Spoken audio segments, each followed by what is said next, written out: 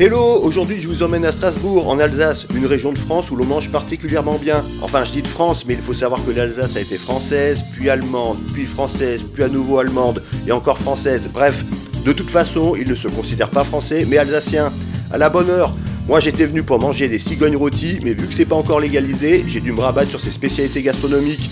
Des spécialités authentiques et généreuses que nous avons dégustées avec mon pote Nico dans les meilleurs Weinstube de Strasbourg, qui ne sont autres que les bistrots typiques alsaciens, aux tables recouvertes de nappes à carreaux et aux murs habillés de boiseries. Allez, suivez le guide. On commence par le Weinstube Muensner. Bon bref, par ce restaurant. Non, je les taquine, mais on y mange notamment d'excellentes tartes flambées, appelées aussi Flamencuche. Vous savez, ces fameuses tartes à base de crème fraîche, d'oignons et de lardons. Pour mon pote, une au jambon de la forêt noire et roquette. Et pour moi, une plus classique, mais avec du Münster. On peut faire des variantes presque à l'infini, comme ici à la brasserie des Arras, avec tomes d'Alsace, pesto à l'ail des ours et asperges. Bref, c'est toujours terriblement efficace. Restons dans les tartes, comme ici au Clou, avec la tarte au Münster, qui n'est autre qu'une quiche gratinée au Münster. A noter qu'il existe aussi une tarte à l'oignon, c'est toujours une base de quiche, mais avec des oignons. Autre entrée traditionnelle, le Presskopf, qui est en fait un fromage de tête de cochon, souvent servi avec une vinaigrette et garni de quelques crudités, comme ici chez Yvonne.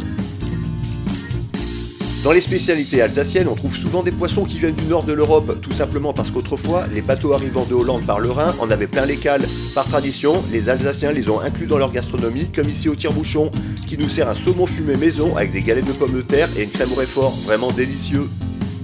Autre spécialité typique, la salade de pot-au-feu, de la viande de pot-au-feu effilochée servie tiède sur une salade de crudités avec des œufs durs. Mais bien sûr, nous n'avons pas pu goûter toutes les entrées, comme les escargots en persillade à l'alsacienne et le Wiebelkäse, des pommes de terre servies avec un fromage blanc aux herbes. Pour les plats, retour au Weinstube, le Clou. Ici, un gros classique à partager, le bec au feu. C'est la plupart du temps un assortiment de 3 viandes, porc, bœuf et agneau, avec des pommes de terre, des légumes et du vin blanc. Le tout cuit longuement dans cette fameuse terrine alsacienne traditionnelle. Allez, on tape dedans. Convivial, mais très copieux. Même nous qui sommes deux bons gros bébés, on a eu du mal à finir. Toujours au niveau des plats, j'ai eu un gros coup de cœur chez Yvonne, c'est les Leberknäpfel. Ce sont des quenelles de foie, le plus souvent de porc, à la crème, avec en plus ici une tranche de lard, un délice. C'est accompagné de Spätzle, vous savez, ces petits bouts de pâte qui sont pochés puis colorés au beurre. Je suis fan. Au fond, Nico a choisi d'autres spécialités, les joues de pain au pinot noir. Autre gros classique, mais au tire-bouchon, le jambonneau gratiné au Münster, à savoir qu'il peut être aussi grillé ou braisé à la bière ou au pinot noir. Saviez-vous que la bouchée à la reine est une spécialité d'Alsace? Ici, au coin des Pucelles, le chef la propose en forme de tourte et qu'il nomme la tourte Reine-Elisabeth. On retrouve tous les ingrédients d'une bouchée à la reine, volaille, riz de veau, champignons, avec ici un feuilletage maison à tomber, une crème aux champignons est servie à part. Clairement, un des plus beaux plats de notre séjour.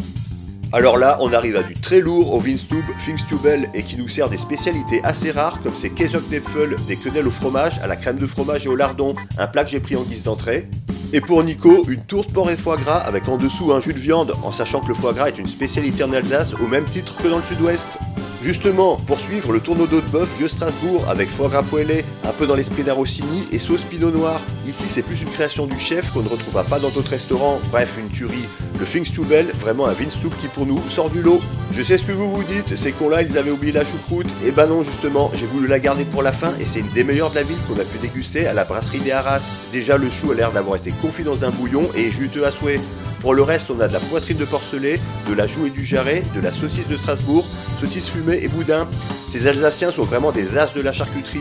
Il y a aussi quelques pommes de terre râtes rôties. A savoir qu'en Alsace, il existe aussi une choucroute de poisson, généralement des poissons d'eau douce, comme du brochet, du sandre, de la truite et parfois du saumon, le tout servi avec un beurre blanc. Là aussi, il y a certains plats que nous n'avons pas pu goûter pendant notre séjour, comme le bœuf au gros sel, qui est une sorte de pot-au-feu, et les fleischnakas, qui sont des ravioles farcies de bœuf haché, roulés en forme de spirale, mais on aura quand même bien fait le tour.